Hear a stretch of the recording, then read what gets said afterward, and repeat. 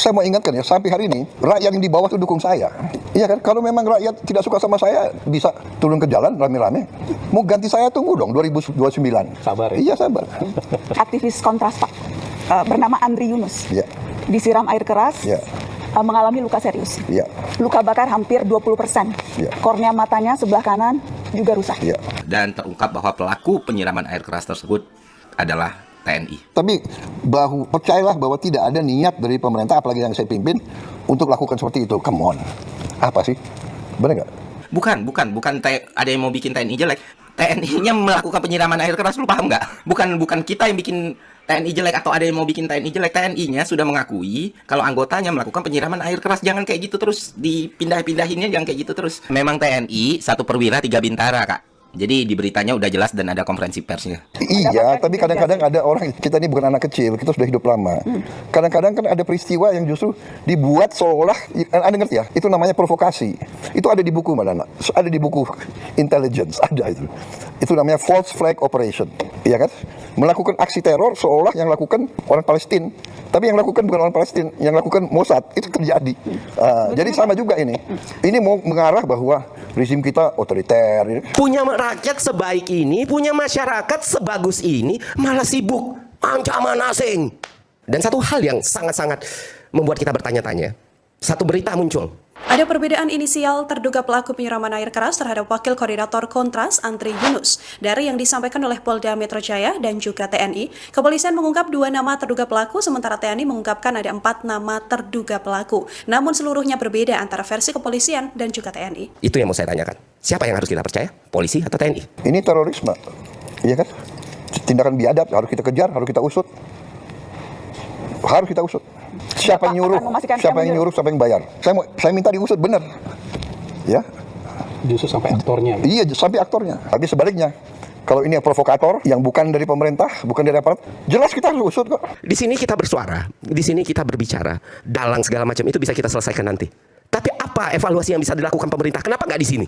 Apa salahnya? Satu permintaan maaf tidak akan melukai harga diri seseorang. Betul. Satu perbaikan mungkin menyelamatkan banyak nyawa orang lain.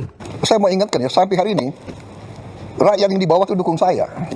Iya kan? Kalau memang rakyat tidak suka sama saya, bisa turun ke jalan rame-rame.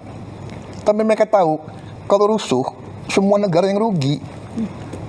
Mau ganti saya tunggu dong 2029. Jadi negara yang beradab ya. Sabar ya? Iya, sabar. Tapi kalau in the fact, apa yang terjadi di masyarakat ternyata ya kita nggak tahu. Ternyata beliau tidak tahu, ternyata beliau mengambil kesimpulan. Ada buku namanya Power Plays. Itu buku itu tahun 2000, teman-teman. Di situ dikategorikan 5 jenis pemimpin. Ya kan? Ada yang hancur karena menjadikan kekuasaan sebagai tujuan, bukan tools. Ada yang hancur karena melegitimasikan kekuasaan ke anak-anak yang tidak kompeten. Kenapa tepuk tangan? Ini kan buku Power Play, bukan Indonesia. Ini ada nih. Ada Macbeth namanya, terus ada Othello. Othello ini hancur kekuasaannya karena pembisiknya mengatakan kontradiksi dari kehidupan nyata rakyatnya. Sekali lagi teman-teman, ini buku novel.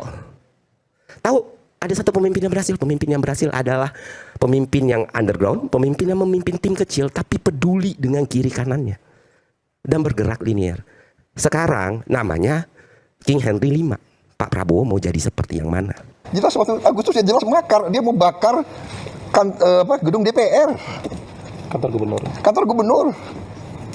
Institusi pemerintahan mau dibakar, dia semakar. Bikin kerusuhan, bawa bom molotov. Ya kan? Tidak ada LSM yang ribut soal bom molotov. Oh, banyak yang ada yang protes menyampaikan, banyak Pak yang protes. Banyak yang protes. Come on, sudahlah. Banyak yang protes. Jujur, buka rekam jejaknya, rekam digitalnya. Tapi untuk dalam tahun satunya kita cukupkan dulu ya. Enggak, biar aja. Biar aja, ayo silakan. Oh iya, kata Bapak Presiden biar Oh iya, enggak apa-apa. Ini kesempatan bagi saya jawab. Boleh enggak? Betul Pak. Oh iya. Terima kasih kesempatan. Ada yang ribut enggak soal bom molotov? Banyak Pak. Aduh, come on, enggak objektif. Banyak yang enggak ada. Ada yang ribut enggak gedung DPR mau dibakar? Banyak Pak, pemberitaan media juga banyak soal itu. Enggak ada itu. Pemberitaan media banyak soal itu, banyak yang mengecam. Iya, saya hormati itu, silakan. Tapi begitu bakar-bakar itu kriminal. Oke, Bapak izin Pak, tanggal 25 apakah demo itu buatan atau emang aksi massa beneran? Di sini Bapak-bapak semua setuju nggak tanggal 25 Agustus itu demonya nggak organik? Dan satu hal yang sangat-sangat membuat kita bertanya-tanya, satu berita muncul, ternyata ditangkap salah satu perusuh aksi provokasi itu pegang, saya dengan segala risiko saya bicara kayak gini, pegang identitas tentara. Halo teman, berjumpa bersama saya di Politik Dangi ya. Kalau kita melihat bagaimana